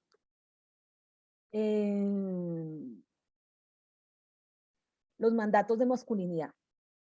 Tanto Marcela como Rita, como todas, como Mari, como French, cuando hablamos del patriarcado, hablamos necesariamente de los mandatos de masculinidad. Por ejemplo, en la introducción, tanto del texto de Rita Segato como de Marilyn French, uno encuentra una búsqueda desde la antropología y desde los estudios sociales de cómo se constituyeron estos mandatos de masculinidad. Y una de las hipótesis que planteaban era que en las comunidades, en las pequeñas comunidades, las pequeñas familias, las relaciones de solidaridad básicamente estaban alrededor del cuidado, ¿no? Que el comer, que los niños, que la salud, que el dormir, o sea, es decir, la relación es tan básica que está en función de lo básico, de que respiremos, de que comamos, de que tomemos agua cuando tenemos sed, ese tipo de cosas. Entonces, como están tan relacionadas en función de la reproducción, o sea, la relación de la madre con los hijos, esos vínculos generaban otro tipo de solidaridades que no necesariamente incluían a los hombres. Los hombres, de una u otra forma, empezaron a generar sus propios espacios, fue con las actividades de cacería. Y no la cacería individual, sino la cacería colectiva. Entonces, la cacería en sí misma generó mandatos de masculinidad. Por ejemplo, todos esos ritos de iniciación que tienen los hombres nacen a partir de ese tipo de consolidación de espacios más masculinizados. Ahora bien, esos espacios, y lo digo mal, porque ni siquiera es más masculinizados, la caza exigía una aptitud física, pero no solamente de fuerza, sino psíquica, es decir, la condición de matar, así de simple, la condición de correr, la condición de ser más astuto que el otro, de competir, que el otro, estoy hablando del animal, aunque también obviamente competían con otros hombres, etcétera, porque es evidente que el hombre que más cazaba le iba mejor en términos sexuales, eso es inevitable, pero sobre esa base, los mandatos de masculinidad y los ritos de masculinidad pasan a ser, digamos, importantes para la cultura de la humanidad. Los pasos, por ejemplo, los pasos de desprenderse de la madre para ya ser un jovencito, son clásicos en varios momentos de la historia. En una entrevista a Gioconda Belli, que también les aconsejo leerse los libros de ella, especialmente ese que se llama El País de las Mujeres, Gioconda decía una cosa, decía, pero por Dios, qué pena, ya estamos en un estado en donde no necesitamos salir a cazar a los tigres, ya necesitamos salir a cazar a los ciervos. Estamos en una situación de desarrollo técnico, tecnológico, que nos permite que ya no haya cazadores, ¿sí? Es decir, la lógica de la agresión sí, termina siendo una lógica no pertinente en este momento. Es decir, la misma Gioconda decía, tal vez en algún momento había una necesidad precisamente de exacerbar esas condiciones negativas, digo negativas en el sentido de que, o más bien contrarias a las lógicas del cuidado, porque tú estabas en la lógica de la caza. Miren, desde que estamos domesticando a los animales, todavía no se entiende qué necesidad tenemos de ser un salvaje, por decirlo, o una salvaje. Y eso es, digamos, uno de los grandes cuestionamientos que existe, y es que los mandatos de masculinidad, a pesar de que ya domesticamos a los animales, a pesar de que ya no necesitamos salir de casa para sobrevivir, se mantuvieron en el tiempo. Porque lo que mantuvieron esos mandatos de masculinidad fue mandatos de poder, mandatos de relaciones de poder. Y los mantuvieron en el tiempo y en las distintas formas de producción. Por eso es que la violencia de género siempre trata de estudiar o de enfocar esos y de identificar esos mandatos de masculinidad. Aquí al ladito tengo una diapositiva que me parece importante ponerla sobre la mesa como uno de los patrones más cercanos a esos mandatos de masculinidad. El patriarcado no es posible sin mandato de masculinidad, sin esos mitos, esos ritos que son además crueles y en muchos casos sádicos, ¿no? Ustedes han visto esas películas, especialmente en la cultura gringa, esos pasos de iniciación en la universidad, ¿no? Para las fraternidades en la universidad, bueno, fraternidad, ¿cómo suena de mal? Para estos grupos de presión o grupos de poder dentro de las universidades, que se sacan los ojos, se dan juetazos, o sea, se degradan en función, digamos, de esos mandatos de masculinidad. Hay otros tipos de mandatos que se pueden construir, ¿no? Pero estamos hablando de estos mandatos de masculinidad como esos escenarios que buscan degradar a las personas, no solamente a los hombres, muchas mujeres tenemos que acudir a esos mandatos de masculinidad para competir, se los digo como abogada, o sea, el medio del derecho no es muy bonito, o sea, o tú te vuelves hombre o te arrollan, pero si nosotros lográramos que el derecho no fuera un escenario de relaciones de poder, sino de relaciones de justicia, por ejemplo, estaríamos hablando de otro tipo de mandatos. Eso, digamos, sería interesante, pero bueno, sobre este tema, los mandatos de masculinidad, hay mucha tela que cortar, creo que hay mucho que trabajar en este tema, pero lo voy a poner en esta diapositiva que me pareció que es bastante explicativa. los patrones de masculinidad antes es, por ejemplo, considerar al padre como proveedor. Ahora el padre desarrolla también una relación cercana con sus hijos. Eso es posible porque ya no es un mandato de masculinidad, es un mandato de igualdad. Y sobre el mandato de igualdad quiere decir que tanto hombres como mujeres pueden proveer, producir o inclusive en el proveer se incluye las labores del cuidado. Y los padres pueden desarrollar ambos roles, pueden desarrollar carreras profesionales, pueden desarrollar carreras laborales, pero no pierden, porque esa es finalmente lo que se busca, no pierden la posibilidad de construir relaciones con su prole. Y no solamente con su prole, relaciones de pareja, de amistad, las relaciones ascendentes, ese tipo de cosas generan, digamos, una posibilidad cuando se rompe el patrón de masculinidad. El cuidado antes era tarea exclusiva de las mujeres. Hoy el padre puede compartir roles de crianza, o sea, tener una relación de amistad con tu hijo es invaluable y no una relación de dominación, que es, digamos, como se plantea el mandato de masculinidad. El papá no asume responsabilidades domésticas, ahora existen ahora no existen diferencias en las responsabilidades, o por lo menos ese es, digamos, lo que se busca en un nuevo mandato, en un nuevo patrón de masculinidad. El padre impone autoridad en la casa, no, ahora el padre educa con el ejemplo y desarrolla una relación personal e íntima con sus hijos. Ahora sí escucho. Ahí, Idris, puedes abrir el micrófono. Ay, sí.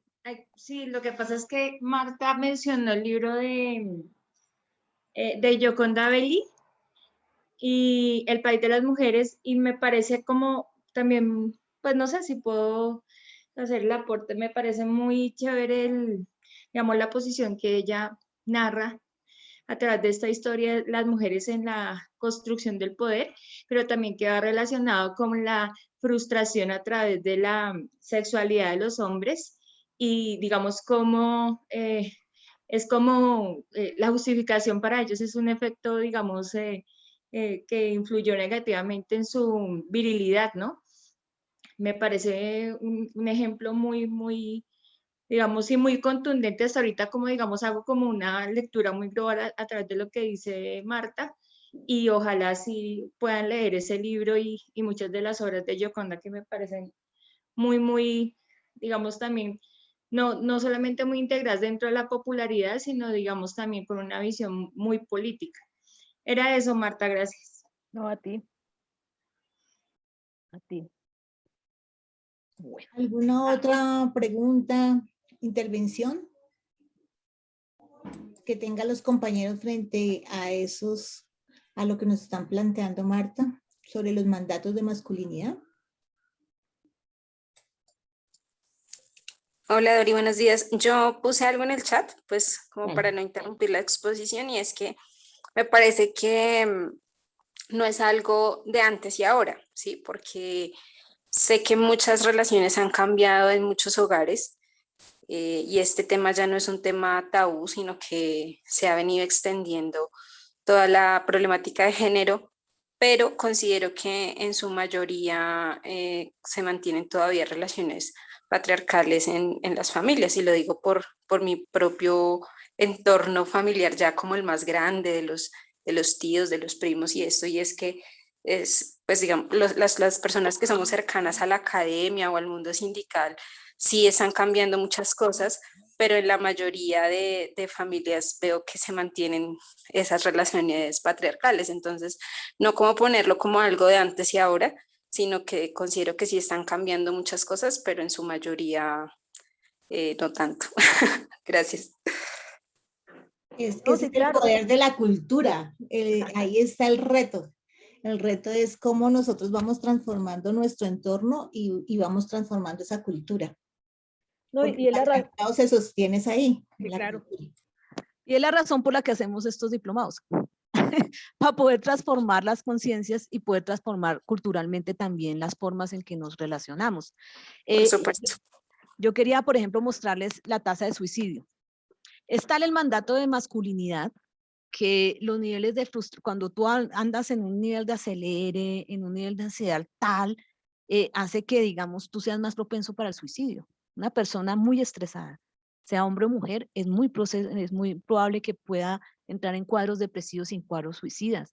El manejo del fracaso, ese tipo de cosas que nacen muy de la lógica de la competencia, exacerbada obviamente por inclusive lógicas de consumo en el mercado, etcétera, ponen a los hombres en una situación muy difícil, porque si el mandato de masculinidad es ser el proveedor a como de lugar, es decir, ni puede ir a ser mantenido, por ejemplo, hace que los hombres entren en unas crisis que estallan en cualquier momento en un fenómeno tan lamentable como el suicidio. Miren, les voy a mostrar aquí, está este cuadrito que me parecía que lo encontré y dije, lo voy a traer. Básicamente habla de Estados Unidos, de Argentina y de México. Entonces, hagamos una especie de machotómetro. Si ustedes ven México, ¿sí? La línea de aquí abajo es la cantidad de suicidios de mujeres por año, ¿no? Esa es la tasa por año, en los 60, por década, 70, 80, 90, 2000, 2004. Este es el de las mujeres. Este otro rojito más clarito es la de los hombres. Mire, fíjese que como a mediados de los 70 estaban un poco más chiflados los pobres caballeros, pero miren la forma exponencial desde los 90. La forma exponencial en que crece el suicidio de los mexicanos. Y estamos hablando de que son machos machotes. Estamos hablando de una tasa pues lamentable. Yo asociaría, por ejemplo, aquí con fenómenos como el neoliberalismo. Cuando ya no hay estabilidad laboral, cuando el rol de proveedor se relativiza, ese tipo de cosas, pues yo creo que generan procesos suicidas efectivos. Está Argentina, vamos a ver a los argentinos. Entonces están las chicas, aquí tenemos a las chicas, se mantiene, en algunas baja. Mire, frente a finales de los 80, la interesante, ya no nos matamos por amor, eso es muy bueno, eso es muy importante. Y aquí está la de los hombres. Miren, los 70 fue altísimo. Creo que, ¿cuál fue esto? ¿La dictadura? La época de la dictadura de Videla. Y aquí va bajando, baja, aquí hay una pequeña repunte en este siglo. Pero ahora miremos la de los estadounidenses. Aquí está la de las mujeres estadounidenses. Es un poquito más alta la tasa que frente a México y Argentina, pues un poco más alta, pero mira, es una tasa que disminuye, que disminuye. Como lo digo, ya no nos matamos por amor, lo que puede ser muy bueno. Y aquí está la de los hombres. Es exagerada, es una cosa que uno dice, una tasa tan alta, una tasa que duplica la argentina, triplica la mexicana, es altísima, es altísima. Aunque hay niveles de descenso, eso es importante, sigue siendo una tasa de suicidios masculinos muy, muy alta. Quería hablarles de cómo se termina materializando los mandatos de masculinidad cuando no hay una conciencia de ellos, ni una reflexión personal alrededor de eso. Aquí hay una pregunta que dice Carmen, que hasta qué época las mujeres estuvieron totalmente reprimidas aquí en Colombia. Gracias. Todavía estamos reprimidas, obviamente. Digamos, somos hijas de nuestro tiempo. Lo que pasa es que obviamente en los niveles de desarrollo social permitieron nuestro acceso a la educación, a condiciones más igualitarias. Los medios de comunicación han transformado también conciencias. La masividad de los medios de comunicación promueve, por ejemplo, lenguajes más diversos.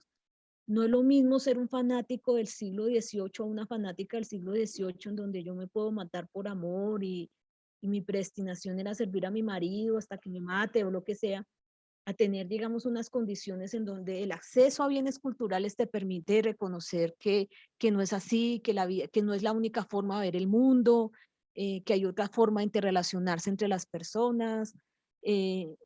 Ha sido, digamos, una construcción más histórica que impositiva. Es decir, el proceso de la emancipación de las mujeres y de la conciencia de las mujeres se consigue en la medida en que todos esos factores que yo hace un momentico hablaba de discriminación en lo económico, en lo político, en lo laboral, en lo sexual, se superan. Y se superan gracias precisamente a que uno aprende de su propia experiencia y aprende también comunicando esa experiencia con nosotros, conociendo la experiencia del otro. Y sobre esa base, digamos, hay posibilidades de mejorar las condiciones del buen vivir de las personas y en este caso de las mujeres. Aún así yo creo que Colombia está lejos de cierto, pues si nosotros pusiéramos indicadores de equidad de género, y los hay, ¿sí? Por ejemplo, tanto la ONU como el Sistema Interamericano de Derechos Humanos tiene mecanismos de seguimiento para estos temas de equidad de género, establece que Colombia está un poco lejos en muchos frentes. En frentes que van desde los presupuestos, frentes que van desde las reducciones de violencia, indicadores muy malos en términos del acceso laboral, el acceso a la seguridad social. Digamos, nosotros los colombianos aún estamos, digamos, muy lejos de adquirir un nivel de derechos que ya, digamos, se han venido transformando en otras latitudes. Yo soy, digamos, positiva por dos razones. Porque las barreras legales se han tumbado en muchos sentidos. Es decir, con todo y todo en Colombia hemos podido instrumentalizar, es decir, incluir en nuestra legislación y en nuestra normatividad y en nuestras políticas públicas el enfoque de género. Eso no necesariamente significa que ya hayamos dado el salto. O sea, que aunque tengamos la ley, no tenemos la realidad. Eso no significa que tengamos las transformaciones en la realidad. Pero creo que hay cosas positivas en la realidad. En la realidad creo que hay mayor conciencia de la equidad de género. Yo creo que en la realidad hay inclusive un fortalecimiento del movimiento social de mujeres. Pero creo que hay barreras. Si, por ejemplo, las élites en el poder siguen considerando a los movimientos sociales como un peligro y no como un sujeto de transformación positiva, pues las reivindicaciones de género también están en el movimiento social. Entonces, en la medida en que se ataca el movimiento social, que se criminaliza el movimiento social, se atacan las nociones de cambio. Mira, Rita Segato tiene un estudio, o ha venido trabajando también, o ha estado enarbolando, no he profundizado en eso, en la concepción de la ideología de género para el plebiscito por la paz. De cómo, digamos, se enarbolaron ideas muy conservadoras de que del acuerdo de la paz iba a acabar con la familia porque iba a promover el matrimonio gay y el aborto y no sé qué. Eso significa que en realidad hay una posición de élite y una posición cultural de quienes sostienen esa élite de no transformación, de no cambio en términos de equidad de género. Y eso es, digamos, muy lamentable. Entonces, así como nosotros tenemos avances, también tenemos retrocesos. Y un retroceso grande es estas ideologías conservadoras que todavía son élite en el poder. Ese es un retroceso. Y el otro retroceso, la victimización del movimiento social. No puede ser que por ser un líder de cambio, un líder que transforma, un líder que busca mejores condiciones materiales de vida, que busca mejores condiciones culturales de vida, por ejemplo, la superación de la discriminación, ese tipo de cosas, pues sean asesinados por su condición de luchador o luchadora social. Sonia, abre el micrófono. Dale. Dori, gracias. Muy buenos días.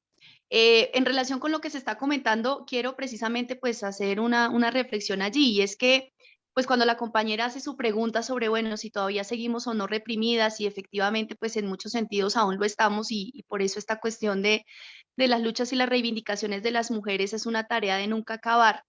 Hay que tener en cuenta precisamente que a veces hay como ciertas cosas que yo llamaría espejismos, que pareciera que nos indican que la cosa avanza a unos pasos aparentemente agigantados, pero no es así. Porque, por ejemplo, todo lo que nos ha explicado ahorita en el ratico la compañera Marta, efectivamente la irrupción en el sistema productivo y demás, que nos ha abierto un montón de espacios, incluso también en el campo de la academia, la formación y demás, lamentablemente no ha ido al mismo ritmo de la transformación cultural de ese tejido patriarcal y machista en el que vivimos. ¿Y eso qué es lo que ha ocasionado? Que las mujeres entonces, si bien es cierto, se hace cierta apertura de algunos espacios, que lamentablemente no es para todas, pues porque hay la mirada interseccional, hay que tenerla presente, lo que se configura es una serie de cargas que son las que precisamente hacen que tengamos que hablar en este momento de que estamos abocadas a cumplir no solo una, sino 2, 3 o hasta 4 jornadas laborales. Porque entonces la irrupción en ese sistema productivo, la participación en ese sistema productivo, en las dinámicas académicas, que son un factor positivo, no inciden directamente en una transformación de ese tejido cultural en donde esas tareas a la luz de, pues, de esas nuevas masculinidades y todas estas cosas realmente tengan el mismo nivel de avance y permitan que entonces todas las tareas que tradicionalmente han estado impuestas por el patriarcado a las mujeres empiecen a ser compartidas para que así podamos tener más tiempos y más espacios para ese resto de lugares que se nos están abriendo. Esa discusión creo que es bien interesante tenerla en cuenta porque si no, claro, uno se va como por ese espejismo de que pues sí, en medio de todo la cosa avanza y como que estamos bien. Y claro, pues tampoco se trata de ver el vaso totalmente vacío porque no lo es.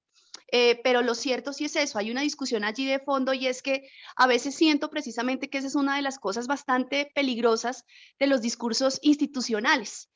Incluso los que vienen de los organismos internacionales, agenciados por la ONU y demás, porque, por ejemplo, con discursos como el empoderamiento de las mujeres y demás, en últimas lo que intentan es invisibilizar esa cuestión de fondo que hay allí, y es que en el empoderamiento entonces nos dicen que podemos hacer de todo porque somos unas berracas, pero en últimas no se problematiza la pregunta de ¿y por qué tenemos que hacerlo todo? Entonces creo que es importante tener en cuenta ese pedacito. Gracias. Gracias a ti, Sonia. Voy a explicar un momentico esta caricatura, la anterior. Lo que les explicaba, entonces al principio el mandato de masculinidad está alrededor de la casa, después dijeron que no, alrededor de la escritura, después alrededor de la comunicación. Por ejemplo, el analfabetismo es una forma de segregación y discriminación brutal. O sea, el de la comunidad de los ilustrados, por decirlo de alguna forma. El otro, la posibilidad de conocer el mundo, la ciencia, el manejo de la técnica.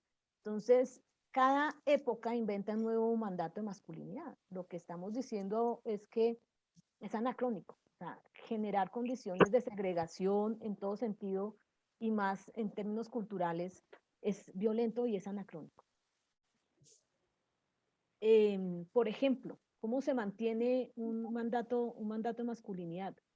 Culturalmente hablando, por ejemplo, estas expresiones como pareces una nena, lloras como una mujer, los hombres no sufren, sea un hombre, eres gay, ese tipo de cosas manejadas en una condición, en un contexto cotidiano, en un contexto de crianza, en un contexto educativo, en el contexto de lo público, hace que estos mandatos de masculinidad pues se reafirmen en vez de desmontarse.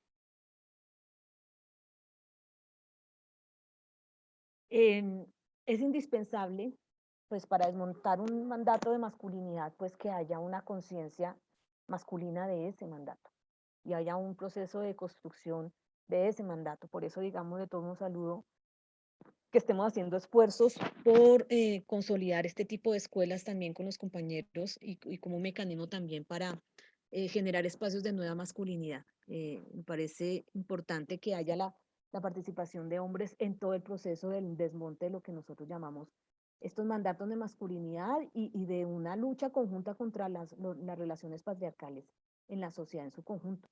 Por ejemplo, una de las primeras cosas que tiene que despatriarcalizarse es la noción de Estado. O sea, el Estado como en función de quien detenta el poder, sino más bien el Estado como en función de lo común, de la reproducción de la vida, del bienestar común, del cuidado. Es, digamos, un nuevo mandato que incluye la deconstrucción de la forma en que nosotros concebimos las instituciones. Está hablando del Estado, pero por ejemplo, el otro escenario son las relaciones laborales, ya lo decía hace una compañera hace rato. Es salvaje, las relaciones laborales son salvajes, es la ley del más fuerte, la ley de la selva, y eso es un mandato masculino. Cuando no hay un reconocimiento del otro, no hay relaciones heterárquicas, sino jerárquicas, cuando la comunicación se hace de manera viciada, es decir, con unos sí, con otros no. Ese tipo de relaciones hacen que las relaciones laborales sean pues altamente nocivas, que el trabajo no sea un medio no solamente para vivir, sino también el trabajo de ser un medio para explotar tus capacidades, para ser feliz. Y digamos, es como si se reprodujera ese mandato bíblico que dice que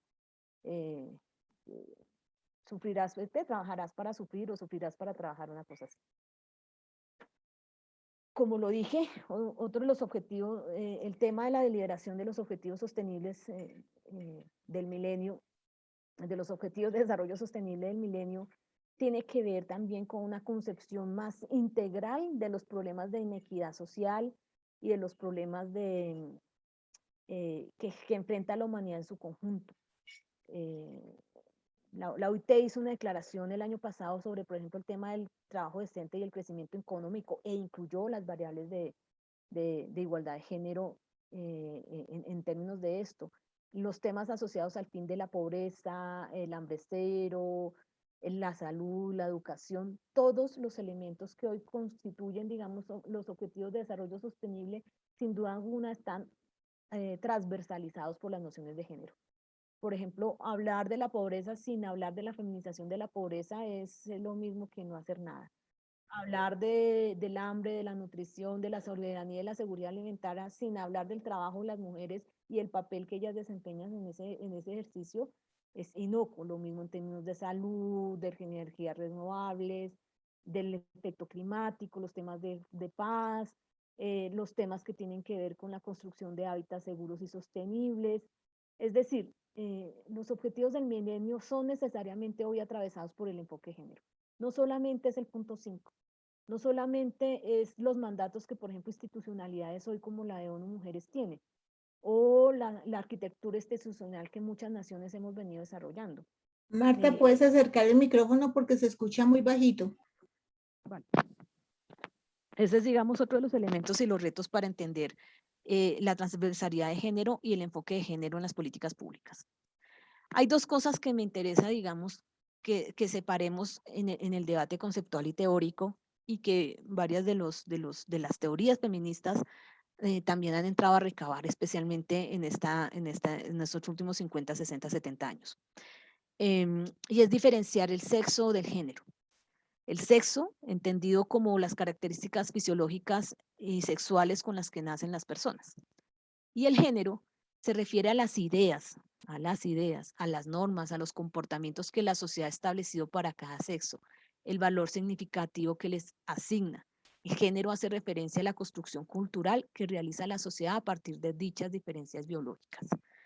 Uno es separar las lógicas de determinismo biológico que enardecieron un poco las políticas públicas y la normatividad en general, que les asignó, digamos, por su condición o su característica fisiológica o sexual, unos roles, tanto económicos, sociales, culturales y legales y políticos.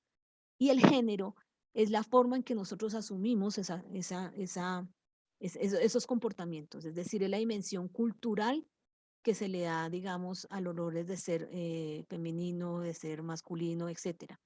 Este es un tema que trató Simone de Beauvoir también dentro de sus escritos, que me parece interesante, digamos, subrayarlo. Y es decir, que la construcción del género es cultural. Es a la cultura a la que le debemos, digamos, que haya por ejemplo, una especialización sexual del trabajo, y no al sexo o a la discriminación sexual en ese sentido. Sexo, según la Organización Mundial de la Salud, dice que sexo se refiere a las características biológicas, o sea, las características de los cuerpos y fisiológicas que definen a varones y mujeres, macho y hembra, como categorías sexuales. Y género se refiere a los roles socialmente construidos, los comportamientos, actividades y atributos que una sociedad dada considera apropiados para hombres y mujeres, masculino y femenino, y se entienden como categorías de género. ¿Qué es la perspectiva de género? Y me parece muy importante.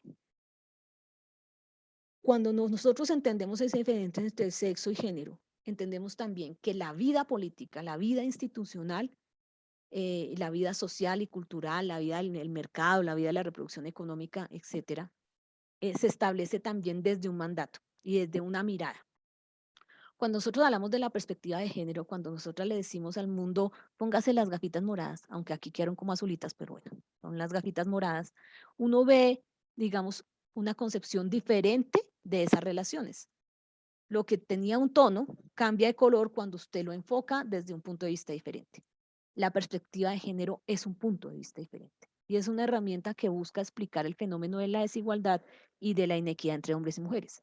Consiste en que el enfoque de las cosas, situaciones o problemas, tomando en consideración la diversidad en las formas en que se desarrollan las relaciones entre nosotros y en la sociedad.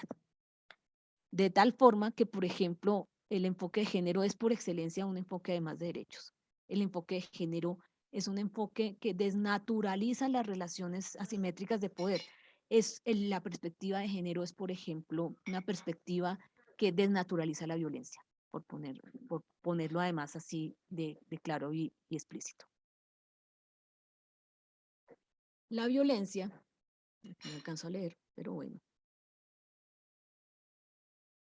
La violencia además se desprende de una visión criminológica muy loca. Mire, a principios del siglo pasado, a principios del siglo, durante el siglo XIX, a finales del siglo XIX y principios del siglo XX, habían teorías desde la criminología, es decir, desde los estudios de los hechos violentos y del delito, la creencia, ¿sí?, de que los delitos sexuales o los delitos contra las mujeres eran una anomalía en el líbido, eran una parte descompuesta o mal hecha o mal conducida de la psiquis de los hombres.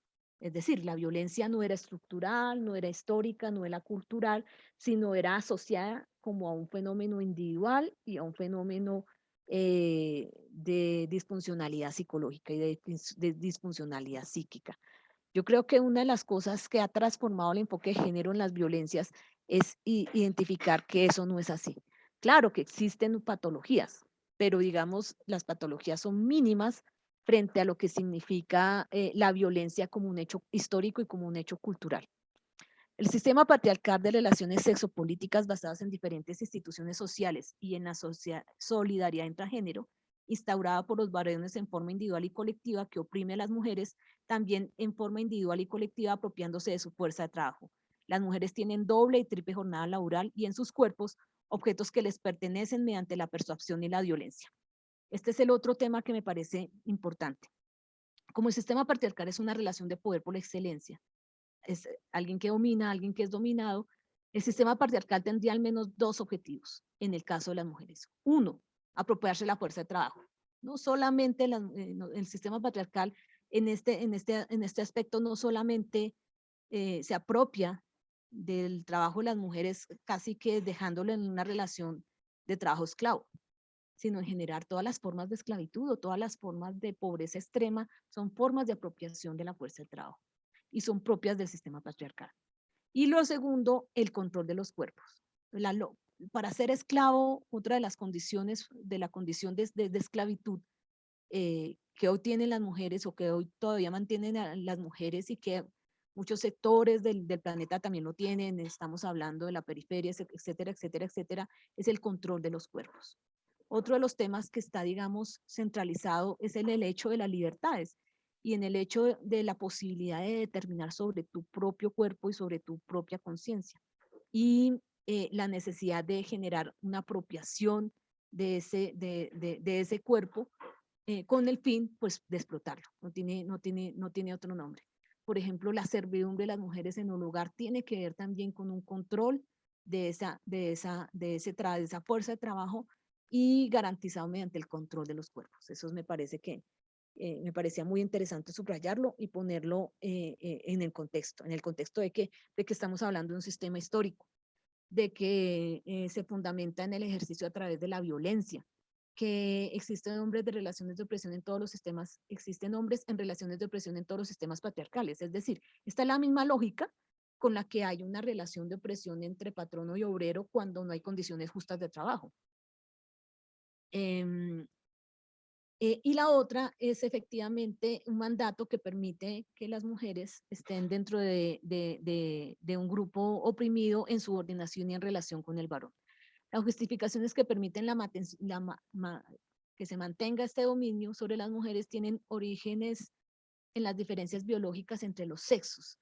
Esa es la justificación que históricamente se ha dado. Como hay una diferencia biológica, entonces hay un derecho patriarcal. Y eso es, digamos, parte de los mitos o de las concepciones de orden teórico e ideológico que se vienen derrumbando en la actualidad. La violencia de género, además, se basa en un sistema de privilegios basados en el género y que se entrecruzan con otros sistemas, como el de clase y el de raza. Hace un rato una compañera lo advertía. el enfoque de género y la violencia de género no solamente se revela a partir de las diferencias sexuales o las diferencias basadas en el género o los privilegios basados en el género, sino también en privilegios como la clase, como la raza, que permiten evaluar distintos tipos de violencias que se ejercen contra las mujeres. Es decir, la violencia contra una mujer es significativa mayor y multidiversa comparada, por ejemplo, a alguien de clase media o clase alta, a una mujer de clase media o clase alta. O, por ejemplo, la condición de la triple discriminación que significa, por ejemplo, ser mujer pobre y negra, que son condiciones que complejizan y agudizan el modo o el tipo de violencia que se ejerce. Uno de los, está el patriarcado como sistema de dominación y el machismo está como una expresión de contenido cultural. Es decir, el machismo es como el instrumento, culturalmente hablando, en el que se basa, digamos, este sistema de opresión que llamamos patriarcado. Hay muchas manifestaciones de machismo y se distribuyen en muchas de las facetas de la vida. Otra cosa que es elemental para estudiar, para los estudios de género, los estudios de violencia de género, está el tema de la interseccionalidad. La interseccionalidad tiene que ver con que el problema, por ejemplo, la primera noción de interseccionalidad, la violencia de género no es un problema de mujeres, es un problema de todos y de todas y de todes. Tiene unas conexiones con ciertas condiciones de orden económico, de orden cultural, de orden material, y sobre esa base uno no puede tipificar las violencias desde solamente la relación de género como tal, sino que tiene que complejizarla en una lógica intersectorial. Por ejemplo, las relaciones de privilegio, las relaciones de clase, de raza, etcétera, etcétera, etcétera. ¿Cómo funciona? El patriarcado funciona por privilegios. Entonces, muchos de estos privilegios son concedidos legal o institucionalmente, otros lo son ideológica y religiosamente. Entonces, por ejemplo, decir que para los hombres es natural los derechos de propiedad, los derechos de disposición de su cuerpo, los derechos de libre ejercicio del oficio, de expresión, digamos, para ellos sí son connaturales, mientras que para nosotros no. Esa condición genera unas condiciones de privilegios. Privilegios es, por ejemplo, decir que en las relaciones de género familiares, las mujeres se dedican a cuidarlos y ellos se dedican a proyectarse. Eso es un mecanismo de privilegios y eso es un sistema de privilegios, digamos, que se mantiene en términos concretos. Y se mantiene, además, culturalmente gracias a los machismos, como una expresión del patriarcado en la vida social de las personas. ¿Cuál es la expresión o la manifestación del patriarcado y de su instrumento del machismo? Pues las violencias contra las mujeres. Las violencias pueden digamos, transversalizarse en tres dimensiones. La de género, por ejemplo, la violencia patriarcal, la violencia machista, que esta es más cultural que otra cosa. Está la de la raza, la del racismo, la discriminación, la de clase como la pobreza y la explotación. Violencias contra las mujeres deben enfocarse entonces en distintas dimensiones y en distintas interseccionalidades. Las violencias urbanas, las violencias contra las mujeres trans, las violencias contra las personas en condición de discapacidad o las mujeres en condición de discapacidad, las violencias basadas en la discriminación o en la situación de explotación laboral de las mujeres campesinas, las violencias que sufren o que adolecen, digamos, las mujeres blancas, que son básicamente esa subordinación doméstica, esa subordinación al hombre, las violencias que son ejercidas sobre las niñas, que incluye técnicamente castrarlas desde su infancia respecto a las potencialidades y capacidades que cualquier ser humano puede desarrollar. Me interesa mucho, por ejemplo, lo que dijo la Convención de Beijing sobre el tema de las niñas, dedicó un capítulo completo sobre cómo atajar la discriminación de género y las violencias de género a partir del reconocimiento también de la infancia. La violencia basada en la discriminación de patrones de belleza, que es otra forma de discriminación. Las mujeres ricas también, supongo, indígenas, rurales, ya lo había dicho, excombatientes. Hay toda una literatura y todo un desarrollo sobre el enfoque de género y las violencias asociadas a los conflictos armados. el tema de las mujeres como botín de guerra, el tema de las especiales afectaciones de las mujeres en el conflicto armado, es otro tema que necesariamente se trabaja cuando uno tipifica las violencias contra las mujeres. La condición afrodescendiente, la condición de pobreza, etc. Ya voy a entrar a tipos de violencias. Faltan Si quieren, 10 entonces para vamos las 10. a ir la parada para que comencemos. Bueno, sí, está bien. Ah, no, espérese. ¿No? Es que tengo más material. Ah, No sé listo. si Entonces alcanzo. no, terminemos tipos de violencia, tranquila. No, pues voy a terminar con el tema conceptual. Eso es lo que voy a hacer. Pero aquí cambié de diapositivas. Quisiera, no sé si ya las ven. No, me toca dejar de compartir y abrir las otras. Toca dejar de compartir para poder compartir las que quiere ahorita compartir. Esa es la lección de la semana pasada. Pues.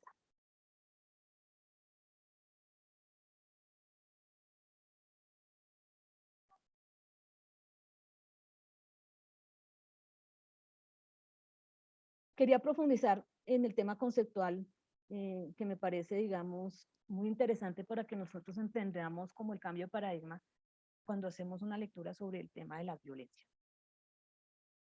La primera es que es como estamos hablando de imaginarios colectivos, es decir, de construcciones culturales, teóricas, que se hicieron y que se desarrollaron con el fin de sostener la idea de la violencia de género o de mantener la violencia de género.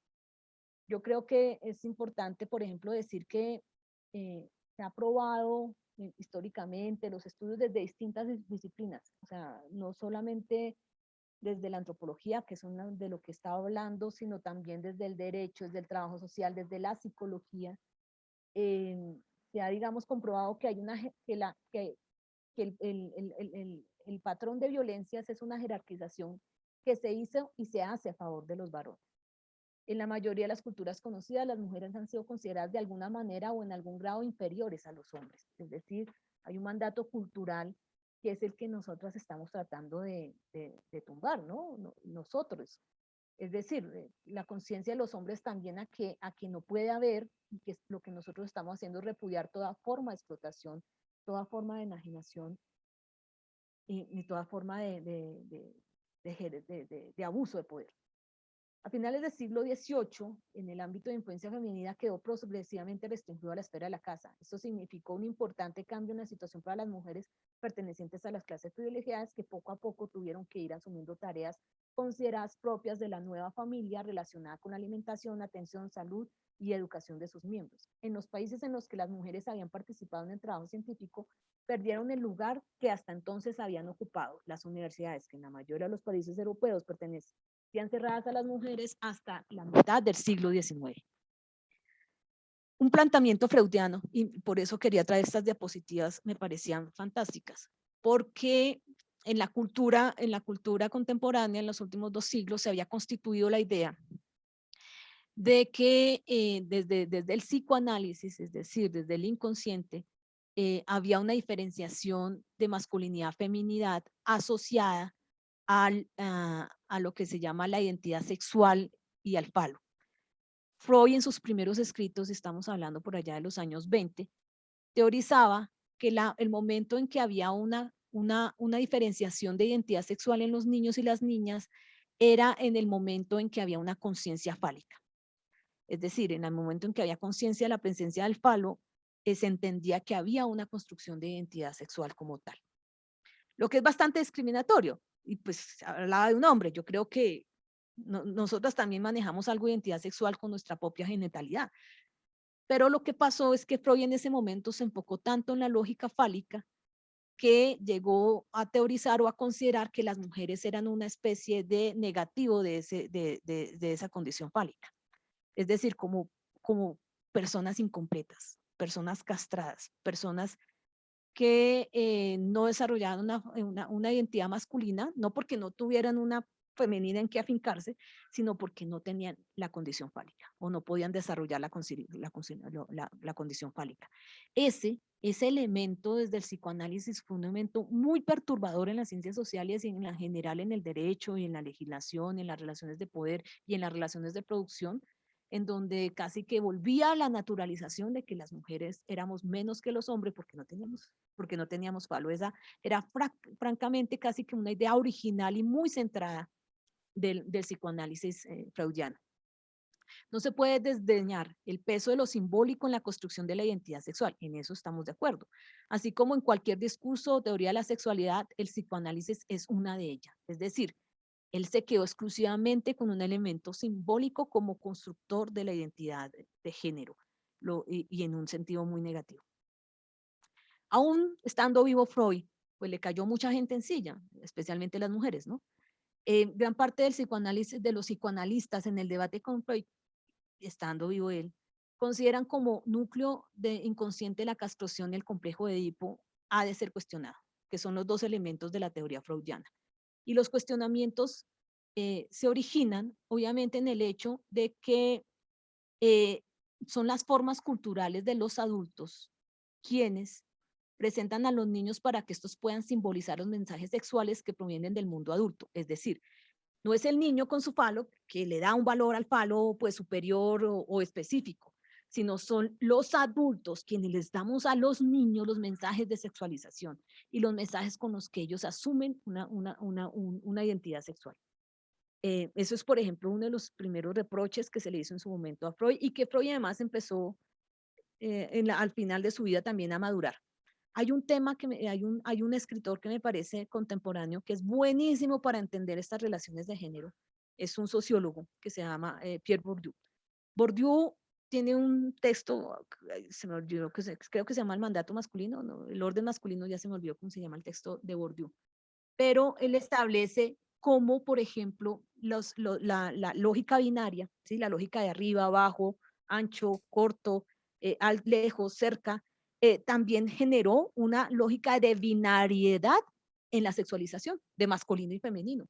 Y además una sexualización de orden negativo. Entonces se entendía que alto masculino, bajo femenino, activo masculino, pasivo femenino, pero que fueron, digamos, asignaciones casi bipolares que impedían, digamos, identificar una transmutabilidad en los conceptos, es decir, o blanco o negro, y olvidada, digamos, los grises. Ningún rol en la vida es cerrado, es perfecto. No hay nada perfecto en este mundo, es decir, no hay un blanco perfecto, no hay un negro perfecto y todo tiene su gris. Sobre esa base, los roles de la sexualidad y la identidad sexual como tal, pues también lo hace diferente. No hay un modelo de mujer exclusivo, como no hay un modelo de hombre exclusivo, como no hay un modelo de macho exclusivo, porque además sobre esa lógica tipológica lo que estamos haciendo es abstraernos de la realidad, que es mucho más dinámica y mucho más compleja. Y en eso Bourdieu, en sus estudios de género, ha sido muy bueno. Yo creo que de lo mejorcito que hay ahorita para leer. El concepto de género, en tanto la adjudicación de contenidos preestablecidos a un cuerpo sexuado, permite examinar con cautela permanente esa naturalización de sexo o de los contenidos del orden o las ascripciones que se le dan a cada sexo. Una de las cosas que definió la cultura de la modernidad, sin duda alguna, es la lógica del androcentrismo. Es decir, es la perspectiva que menospreció el rol de las mujeres y sus funciones asociadas a la reproducción de los seres humanos, a la producción de bienes de consumo familiar y a todo aquello que forma parte del mundo privado. Ya les había dicho yo, citando a Hannah Arendt sobre la dimensión de la teoría política de lo público y lo privado. Y el androcentrismo como el mandato alrededor de la dinámica de lo público. El androcentrismo ha permanecido en la construcción de las ideas y explican lo social. Se ha construido sobre la base de una perspectiva que no es legítima. Por esta razón, el movimiento feminista lo ha denunciado y ha criticado la situación de las mujeres para modificar este estado de cosas existentes del orden social. Es decir, también estamos hablando de una denuncia del androcentrismo dentro de las instituciones y de las estructuras. No hay patriarcado sin androcentrismo. Es decir, si no estamos definiendo la vida social alrededor de los hombres, pues entonces no estamos hablando de una sociedad patriarcal. El tema, bueno, este lo puedo pasar. La teoría feminista ha fundamentado mecanismos mediante los cuales se produce la inferiorización de las mujeres al argumentar esa relación de dominación. Ha explicado dónde están las raíces de la situación de la subordinación de las mujeres, que no son pues mandatos divinos, produciendo nuevos significados que han puesto en quiebra el conocimiento construido desde la perspectiva androcéntrica y han demostrado que las mujeres están en desigual e invisiblemente representadas en las situaciones sociales. Esto no significa que estén ausentes, sino que han sido invisibilizadas de la producción histórica, de la producción científica, menospreciadas y el desprecio del aporte social que ellas han realizado a lo largo de la historia. Este argumento me parece muy interesante. En el caso de Marx, aún no podemos decir que fue un pensador feminista, ni que tenía como intención desarrollar postulados feministas en su elaboración teórica en torno a las desigualdades sociales o las formas o las manifestaciones de opresión, pero hizo importantes aportes en este sentido. ¿Por qué? Porque explicó que para poder eliminar las desigualdades de género era necesario en primer lugar desmontar todas las formas de opresión existentes en la sociedad y que son en definitiva esas formas de opresión las que sirven de anclaje para cualquier desigualdad de clase, de raza y de género. La mujer violentada puede ser ubicada por el hombre como un ser inferior, un ser dominado, como un igual al que no le toleran las diferencias. Darle un lugar de semejante diferente, reconocerlo como tal es básico para que se pueda construir un funcionamiento deseante, una imagen valiosa de sí y un bagaje de las normas ideales que sostendrán en la sociedad.